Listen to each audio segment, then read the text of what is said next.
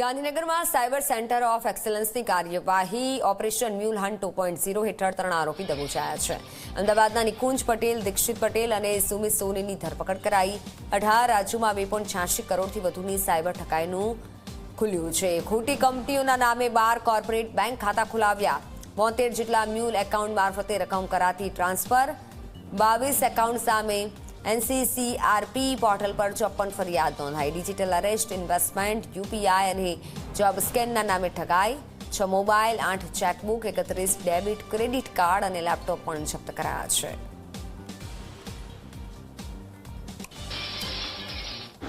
આ લોકોની મોડસ ઓપરેન્ડાઈ એવી હતી કે આ લોકો એકાઉન્ટ લેતા, એ એકાઉન્ટમાં બલ્ક ટ્રાન્ઝેક્શન થઈ શકે કે કેમ એ ચેક કર્યા બાદ અન્ય જે સાયબર ક્રિમિનલ છે એને આ ખાતાઓ મોકલવામાં આવતા હતા અને આ સાયબર ક્રિમિનલો જે છે એ આ ખાતા ધારકોના ફોનમાં DOTP.APK ફાઇલ ડાઉનલોડ કરાવતા હતા અને લિયો પે મારફતે પેમેન્ટ મેળવવાનું કામ કરતા હતા અને ટેકનિકલી પણ સમગ્ર ગુનાનો ભેદ ઉકેલાવા પામ્યો છે.